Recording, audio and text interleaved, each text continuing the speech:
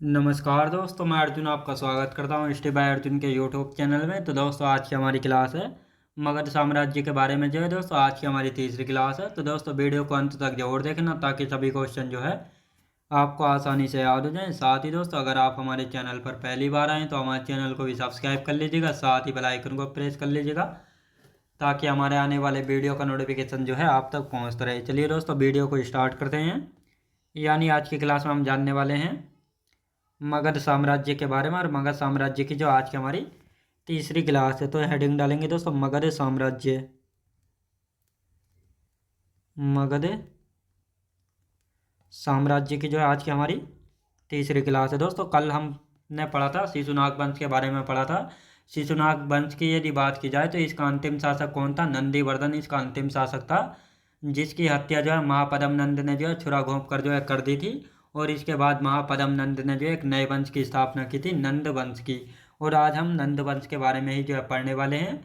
तो दोस्तों, यहाँ पे हेडिंग डाल लेते हैं नंद वंश, जिसका शासनकाल जो है 344 बीसी से लेकर 323 बीसी तक जो है रहा था। और इसके संस्थापक थे दोस्तों महापद्म नंद, जिनके अन्य नाम है उग्रसेन, एकराट, सर्वशांतक, परशुराम का दूसरा अवतार और भार्गव। ये जो है इनके अन्य नाम है। यानी इन अन्य नामों से जो है जाना गया किसको दोस्तों? परस महापद्म नंद को जो है जाना गया है। हेडिंग डाल लेते हैं अब नंद वंश।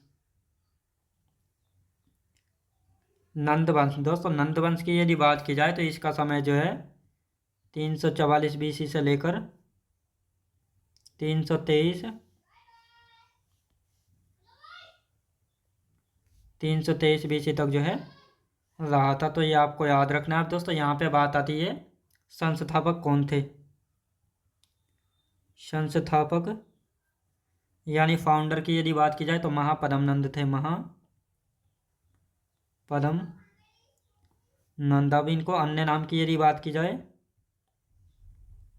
अन्य नाम इनको जो है किन अन्य नामों से जो है जाना जाता था, तो यहाँ पे बात करते हैं उग्रसेन,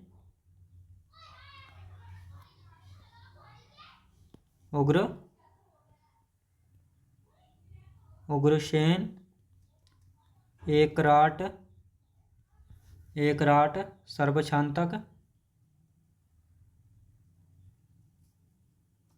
सर्वशांतक, परशुराम का दूसरा अवतार, परशुराम का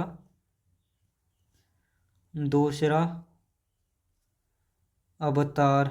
क्योंकि दोस्तों ये जो है बहुत ज़्यादा गुस्से वाला था। और यदि बात करते हैं भार्गव, तो ये सभी जो है किसके अन्य नाम है? तो ये सभी जो हैं ये अन्य नाम किसके हैं? तो ये सभी अन्य नाम है महापद्म नंद के। अब दोस्तों, बात आती है इसके समकालीन कौन थे? पाणिनि थे। इसके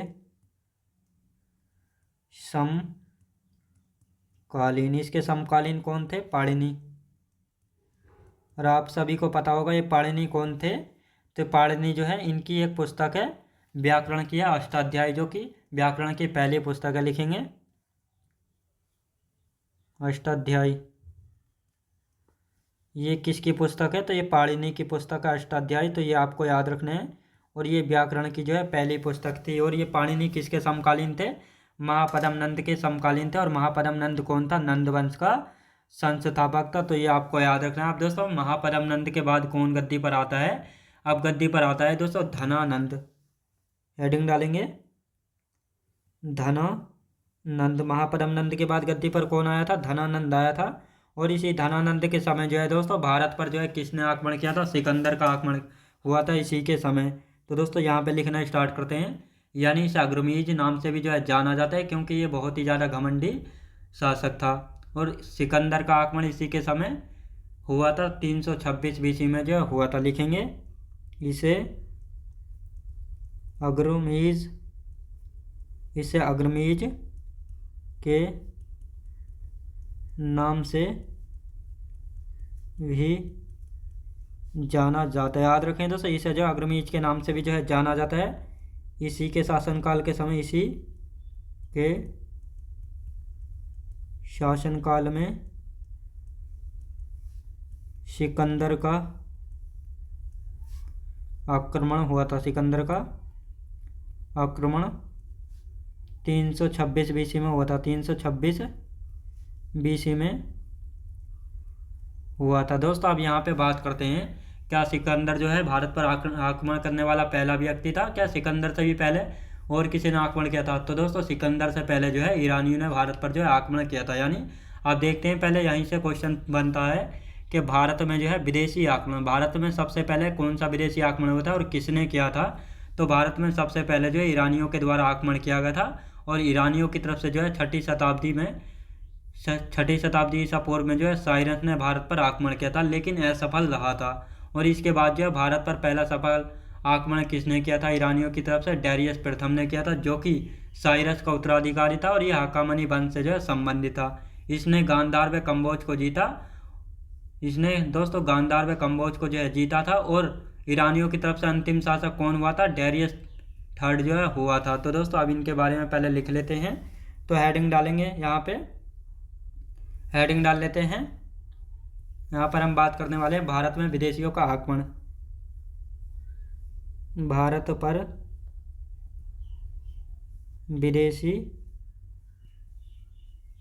आक्रमण, भारत पर जो है विदेशी आक्रमण, भारत पर विदेशी आक्रमण की यदि बात की जाए तो यहाँ पे बात करते हैं, सबसे पहले ईरानियों का आक्रमण था। सबसे पहले ईरानियों ने आक्रमण किया, ईरानियों ने आक्रमण किया था, तो ये आपको याद रखना है। और ईरानियों की तरफ से किसने किया था दोस्तों? साइरस के द्वारा किया गया था। लिखेंगे छठी शताब्दी में,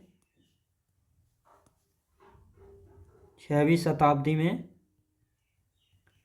शताब्दी ईसा पूर्व किसके द्वारा दोस्तों? साइरस के द्वारा आक्रमण किया गया। लेकिन ये साइरस जो है असफल रहा था, सफल रहा था। याद रखें दोस्तों, साइरस जो है असफल रहा था। अब दोस्तों यहाँ पे बात आती है कि सफल आक्रमण किसने किया था? पहला सफल आक्रमण, पहला सफल आक्रमण किसने किया था दोस्तों? डेरियस प्रथम ने, डेरियस प्रथम ने किया था। अब ये डेरियस प्रथम कौन था? साइरस का उत्तराधिकारी था। साइरस का उत्तराधिकारी था। कौन था दोस्तों? उत्तराधिकारी था। हक्कामनी वंश से संबंधित था, यानी हक्कामनी वंश से जो है संबंधित था। तो ये आपको याद रखना है। और इसने जो है, इसने गांधार व कम्बोज को जीता। गांधार व कम्बोज को जीत लिया था। किसने जीता था? तो ये जीता था दोस्तों डेरियस प्रथम ने। अब इसके बाद दोस्तों अंतिम शासक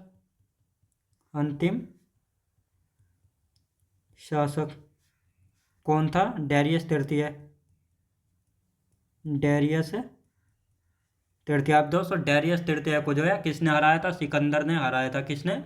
सिकंदर ने हराया था। डेरियस तृतीय और सिकंदर के बीच जो है 331 BC में जो है आरबेला गोगामेला या एरियन का युद्ध हुआ था। और इस युद्ध में जो है सिकंदर ने डेरियस तृतीय को हराकर जो है कम्बोज और गांधार पर जो है अपना कब्जा जो है कर लिया था। किसने? सिकंदर ने जो है कर लिया था। अब यहाँ पर लिखेंगे सिकंदर व लिखेंगे 331 BC में सिकंदर वर्सेज डेरियस थर्ड के बीच जो है दोस्तों युद्ध हुआ था। अभी इसमें हार किसकी हुई थी? हार हुई थी किसकी? डेरियस थर्ड की जो है हार हुई थी। और जीत किसकी हुई थी दोस्तों? जीत हुई थी सिकंदर की। अब दोस्तों इस युद्ध को जो है क्या नाम दिया गया था? इसको लिख लेते हैं आरबेला का युद्ध। आरबेला का युद्ध, गोगा मेला का युद्ध, गोगा मेला या एरियन का युद्ध। यानी जब सिकंदर व डेरियस तृतीय के बीच जो युद्ध हुआ था 331 BC में। तो इस युद्ध को जो है आरबेला गोगामेला व एरियन का युद्ध जो है कहा गया था। अब इस युद्ध के बाद जो है ईरानियों का शासन समाप्त हो गया था। याद रखें दोस्तों, समाप्त हो गया था। तो ये आपको यहाँ पे याद रखना है। अब दोस्तों यहाँ पे बात करते हैं, सिकंदर जो है एक यूनानी था, यानी ईरानियों के बाद किसने भारत पर आक्रमण किया था? तो ईरानियों के बाद जो है। तो दोस्तों यहाँ पे मैं पहले आपको एक मैप दिखा देता हूँ ताकि आपको गांधार और कंबोज का जो है पता लग सके। गांधार और कंबोज ये रहे दोस्तों, गांधार और कंबोज। यहाँ पे हम देख लेते हैं इनको। तो दोस्तों ये रहे गांधार और कंबोज। यहाँ पे हम बात करते हैं, ये है दोस्तों गांधार और कंबोज। तो पहले जो है इनको डेरियस प्रथम ने जो है जीता था, लेकिन ईरानियों के जो अंतिम शासक था डेरियस तृतीय, इसको जो है सिकंदर ने हरा कर जो है इन पर अपना कब्जा जो है कर लिया था। और इसके बाद जो है भारत में एंट्री करेगा। इसके बाद जो है भारत में जो है एंट्री करेगा। आप देखते हैं दोस्तों, पहले सिकंदर कहाँ से आया था और ये किसके शासनकाल में जो आया था। तो इसको यहाँ पे अब लिख लेते हैं। जैसे सिकंदर की यदि बात की जाए तो सिकंदर जो है एक यूनानी था, यानी ईरानियों के बाद किसने आक्रमण किया था? सिकंदर ने। और सिकंदर जो एक यूनानी था और ये किसके समय आया था? धनानंद के समय जो है इसने भारत पर आक्रमण जो है किया था। सिकंदर के बारे में जानकारी, ये कहाँ का शासक था? मकदूनिया यानी मैसेडोनिया का शासक था। इसके यदि पिता की बात की जाए, फिलिप सेकंड इसके पिता थे, माता थी ओलंपिया। और इसके उपनाम की यदि बात की जाए तो अलेक्जेंडर इसका उपनाम था और इसकी पत्नी थी लैक्सोना। तो दोस्तों अब पहले इनको जो है लिख लेते हैं और फिर आगे की चर्चा जो है करेंगे। तो लिखेंगे इसके बारे में सिकंदर। सिकंदर की यदि बात की जाए, सिकंदर कहाँ से आया था दोस्तों? यूनान से आया था सिकंदर। कहाँ से? यूनान से आया था। धनानंद के समय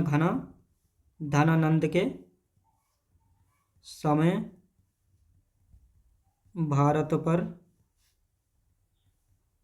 आक्रमण किया था। याद रखें दोस्तों, इसने जो है धनानंद के समय आक्रमण जो है किया था। अब दोस्तों यहाँ पे हम बात करते हैं, इसके पिता कौन थे? पिता की यदि बात की जाए फिलिप सेकंड जो है ये सिकंदर के पिता थे। और ये कहाँ का शासक था? शासक की यदि बात की जाए मैसोडोनिया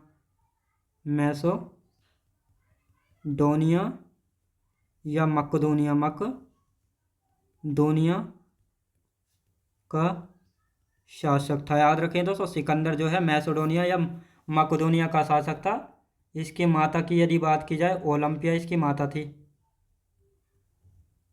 ओलंपिया इसकी माता थी। तो ये आपको याद रखना है। आप दोस्तों इसकी यदि बात की जाए पत्नी, इसकी पत्नी कौन थी? लैक्सोना इसकी पत्नी थी।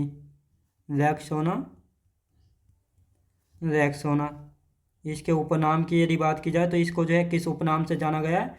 अलेकजेंडर। याद रखें दोस्तों, अलेकजेंडर के नाम से जो है इसको जाना गया। अब दोस्तों यहाँ पे बात आती है, सिकंदर कहाँ से होते हुए जो है भारत आया था। तो लिखेंगे भारत कैसे आया था? तो सिकंदर जो है भारत कैसा है दोस्तों? ये जो है बैक्ट्रिया एवं काबुल को जीतते हुए हिंदू कुश पर्वत को पार करके जो है इसने भारत पर जो है आक्रमण किया था। बैक्ट्रिया और काबुल दोस्तों अफगानिस्तान में जो है पड़ते थे। इनको जीतते हुए जो है हिंदू कुश पर्वत को पार करके जो है इसने भारत पर आक्रमण किया था। और सिकंदर सिंधु नदी और खैबर दर्रे को पार करके जो है भारत पहुंचा था। इसने जो है जब भारत पर आक्रमण किया था तो इसके समय तक्षशिला का शासक कौन? आम्बिक था, जिसने जो है बिना लड़े ही आत्मसमर्पण कर दिया था। और साथ ही सिकंदर को जो है सहयोग दिया था और कहा था आप जाइए जाकर भारत में युद्ध लड़िए, मैं आपका साथ दूंगा। ये साथ में ये भी कहा था। और साथ ही झेलम एवं चिनाब नदी के बीच में जो है राजा पोरस का साम्राज्य था, यानी लगभग पंजाब का जो क्षेत्र था वहाँ पर जो है राजा पोरस का साम्राज्य था। जब सिकंदर झेलम नदी के तट पर आया तो राजा पोरस और सिकंदर के बीच जो है दोस्तों एक युद्ध हुआ था 326 BC में। और इस युद्ध को जो है झेलम का युद्ध, बितास्ता का युद्ध या हाइडेस्पीड या कर्री का युद्ध जो है कहा गया था। किस किस के बीच ये युद्ध हुआ था? राजा पोरस एवं सिकंदर के बीच जो ये युद्ध हुआ था 326 BC में। लेकिन इस युद्ध में दोस्तों हार हुई थी किसकी? राजा पोरस की। राजा पोरस की हार के बाद जो है सिकंदर इनको बंदी बनाकर जो है ले गया था।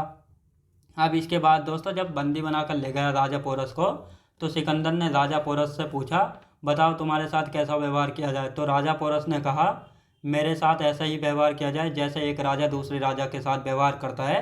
तो सिकंदर को यह बात बहुत अच्छी लगी कि बंदी होते हुए भी ये मुझसे ऐसी बात कर रहा है, तो इसलिए जो है सिकंदर ने जो है राजा पोरस को जो है उसका साम्राज्य जो है वापस कर दिया था। और इसके बाद जो है सिकंदर भारत से वापस कब गया था, 325 बीसी में जो है सिकंदर भारत से वापस चला गया था। और भारत में कितने दिनों तक रहा था, तो 19 महीने तक जो है सिकंदर भारत में 19 महीने तक जो है रहा था। अब दोस्तों यहाँ पे हम बात करते हैं, सिकंदर के आक्रमण के समय मगध का शासक कौन था, घनानंद था। और सिकंदर की सेना ने ब्यास नदी को पार करने से मना कर दिया था, तो इसलिए जो है सिकंदर 19 महीने के बाद जो है भारत से चला गया था। अब दोस्तों यहाँ पर कई सारे कारण बताए जाते हैं सिकंदर की सेना ने ब्यास नदी को क्यों पार नहीं किया था। एक कारण तो यह बताया जाता है कि सिकंदर की सेना जो है बहुत ज़्यादा थक चुकी थी और उनमें युद्ध लड़ने की क्षमता नहीं बची थी, एक कारण ये माना जाता है। और दूसरा कारण ये माना जाता है कि इस समय जो है ये अफवाह फैली हुई थी कि जो भी रावी नदी को पार करता है वह ज़्यादा दिनों तक जो है जीवित नहीं रह पाता। और तीसरा कारण ये था कि इस समय जो है मगध पर कौन था, धनानंद था, और वह जो एक शक्तिशाली राजा था कि उनके डर से जो है इसकी सेना आगे नहीं बढ़ी थी। तो जब इसकी सेना आगे नहीं बढ़ी थी तो इसलिए ये भारत से वापस जो है चला गया था। अब दोस्तों यहाँ पे बात करते हैं सिकंदर के गुरु कौन है, अरस्तु। और अरस्तु के प्लेटो, प्लेटो के सुकरात। तो इन सभी के बारे में हम अब लिखना शुरू करते हैं एक एक करके। तो यहाँ पे आप लिखेंगे दोस्तों कि सिकंदर भारत कैसे आया था, ये तो हमने समझ लिया कहानी के रूप में। अब इनको थ्योरी जो है लिखना स्टार्ट करते हैं। बैक्ट्रिया, बैक्ट्रिया एवं काबुल, बैक्ट्रिया एवं काबुल को जीतते हुए, बैक्ट्रिया एवं काबुल को जो है जीतते हुए हिंदू कुश, हिंदू कुश पर्वत, हिंदू कुश पर्वत को पार करके भारत पर आक्रमण किया। यानी ये आपको पता लग गया होगा कि बैक्ट्रिया एवं काबुल को जीतते हुए हिंदू कुश पर्वत को पार करके इसने जो है भारत पर आक्रमण जो है किया था। किसने किया था दोस्तों, सिकंदर ने। अब इसके बाद आते हैं सिकंदर सिंधु नदी को, सिकंदर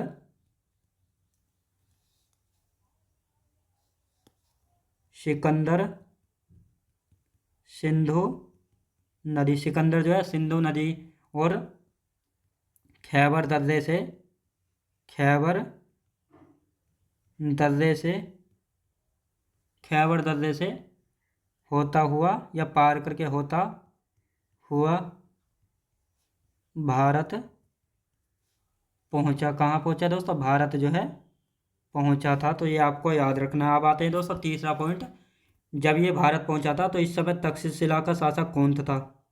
तक्षशिला का शासक, यानी जब ये भारत की तरफ बढ़ा था तो सबसे पहले तक्षशिला जो है पड़ा था। अब तक्षशिला का शासक इस समय कौन था, आम्बिक था, आम्बिक था।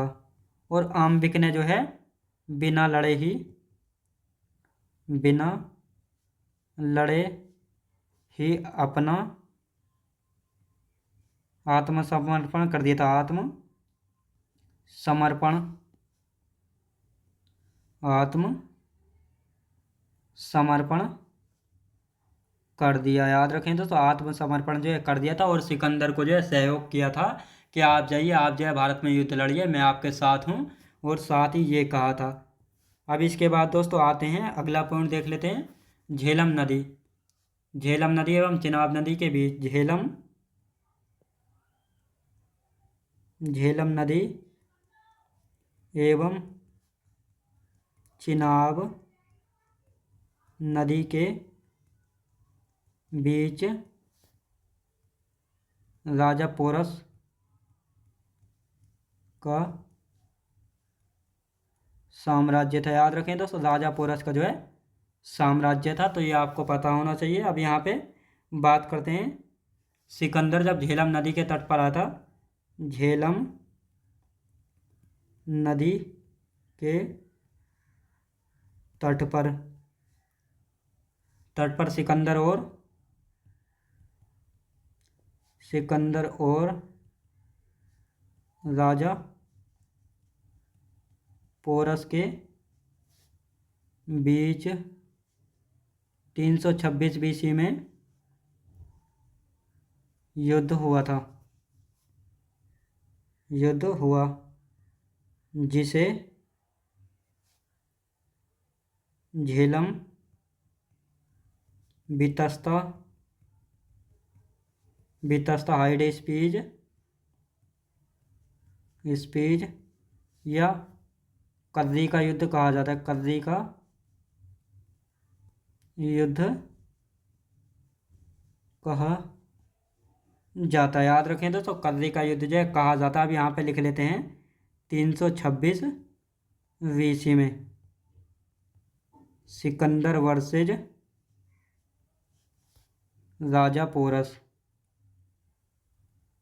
इनके बीच जो है दोस्तों युद्ध हुआ था। किसके बीच? राजा पोरस के बीच जो है युद्ध हुआ था। अब इसमें हार किसकी हुई थी? हार हुई थी इनकी, राजा पोरस की, और जीत हुई थी दोस्तों सिकंदर की। अब दोस्तों इनके बाद यानी हार के बाद जो है राजा पोरस को बंदी बनाकर अपने साथ ले गया था। याद रखें दोस्तों, अपने साथ ले गया था, तो ये कहा जाता है। अब जब ये अपने साथ राजा पोरस को बंदी बनाकर ले गया था, तो राजा पोरस से पूछा था इसने कि बताओ तुम्हारे साथ जो है क्या व्यवहार किया जाए। तो राजा पोरस ने कहा था जैसे एक राजा दूसरे राजा के साथ व्यवहार करता है, ऐसी व्यवहार मेरे साथ किया जाए। तो इस बात को लेकर जो है सिकंदर ने सोचा ये अब भी बंदी है, फिर भी ये ऐसी बात कर रहा है, तो इस बात को लेकर जो है सिकंदर ने राजा पोरस को इसका साम्राज्य जो वापस कर दिया था। अब दोस्तों यहाँ पे बात आती है, सिकंदर भारत में रुका था, यानी सिकंदर ने सबसे पहले लिख ले थे, सिकंदर ने भारत पर आक्रमण किया। कब किया? 326 बीसी में। कब दोस्तों? 326 बीसी में। सिकंदर वापस कब गया? वापस कब गया? 325 बीसी में वापस चला गया था। अब यहाँ पे बात आती है सिकंदर कितने दिन भारत में रहा था। सिकंदर कितने दिन भारत में रहा? 19 महीने। 19 महीने तक जो है रहा था। कितने दिन तक दोस्तों? 19 महीने तक जो है भारत में रहा था। अब जब सिकंदर ने भारत पर जो है आक्रमण किया था, तो इस समय मगध का शासक कौन था? लिखेंगे सिकंदर के आक्रमण के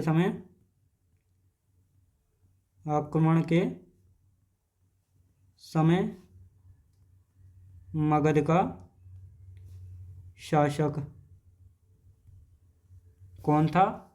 धनानंद था। कौन दोस्तों? धनानंद था। तो ये आपको याद रखना है। अब दोस्तों यहाँ पे बात करते हैं, यहाँ पे लिखेंगे सिकंदर की सेना ने कौन सी नदी को पार करने से मना कर दिया था? तो सिकंदर की सेना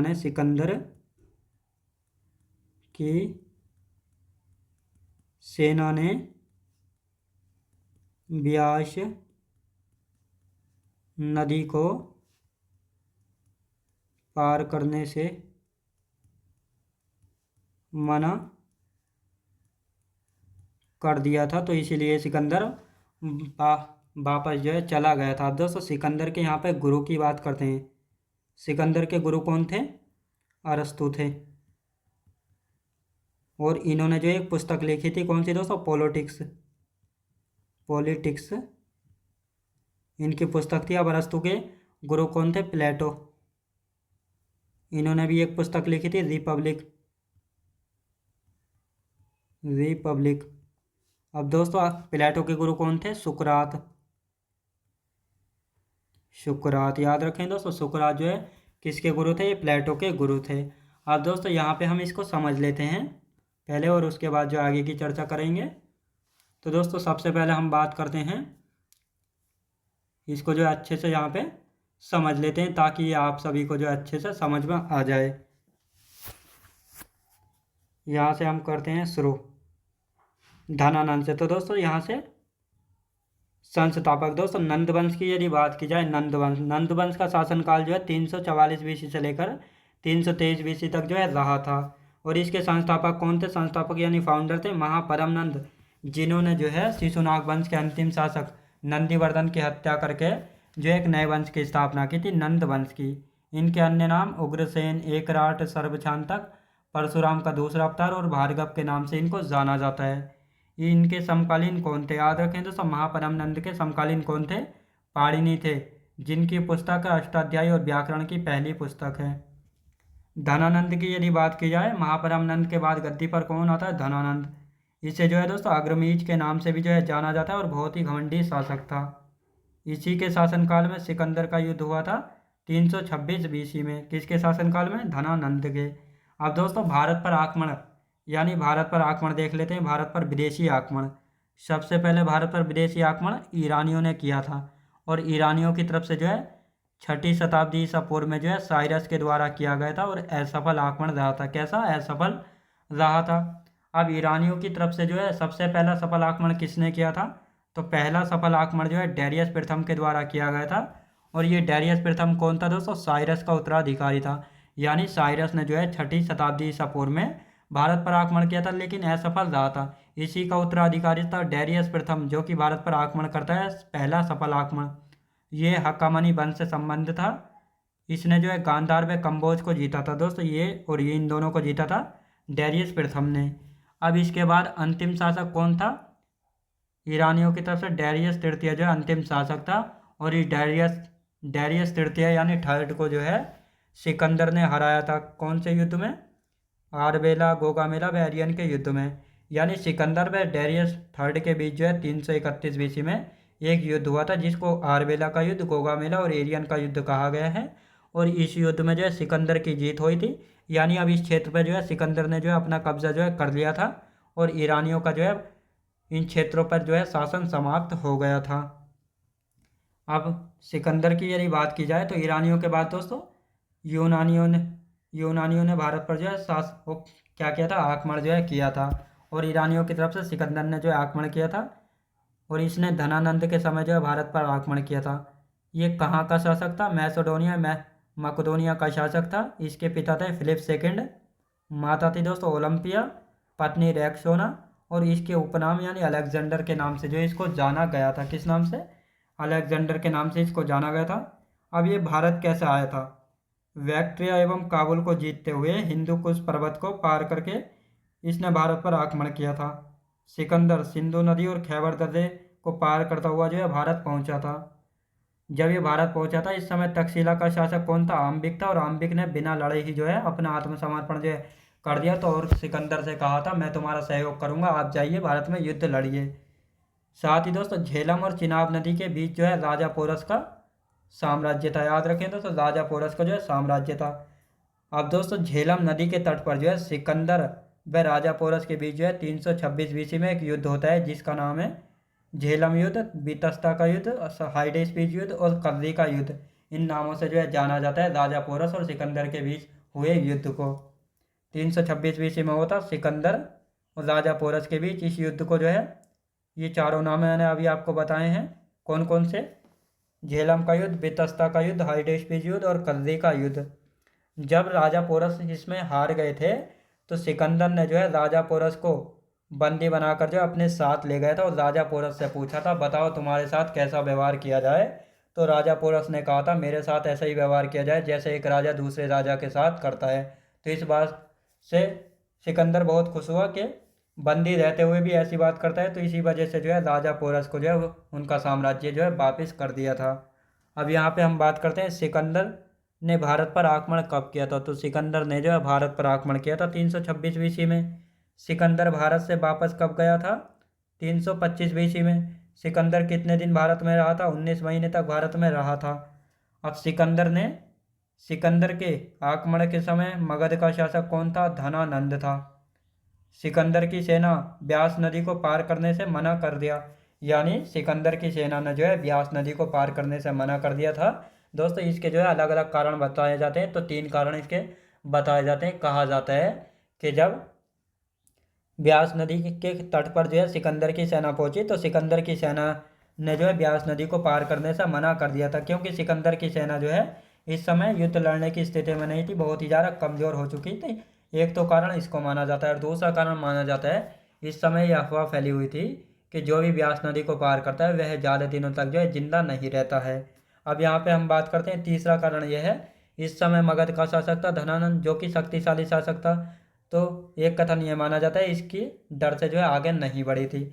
जब इसकी सेना आगे नहीं बढ़ी सिकंदर की, तो सिकंदर जो है भारत से 19 महीने के बाद जो है वापस चला गया था। और सिकंदर के गुरु हैं अरस्तु, जिनकी एक पुस्तक है पॉलिटिक्स। अरस्तु के गुरु हैं प्लेटो, प्लेटो की पुस्तक है रिपब्लिक। प्लेटो के गुरु हैं सुकरात। तो दोस्तों अब इससे आगे की जो है हम कल की क्लास में कंटिन्यू करेंगे। तो दोस्तों मैं उम्मीद करता हूँ आपको वीडियो क्वालिटी कंटेंट वगैरह सभी कुछ आपको पसंद आया होगा।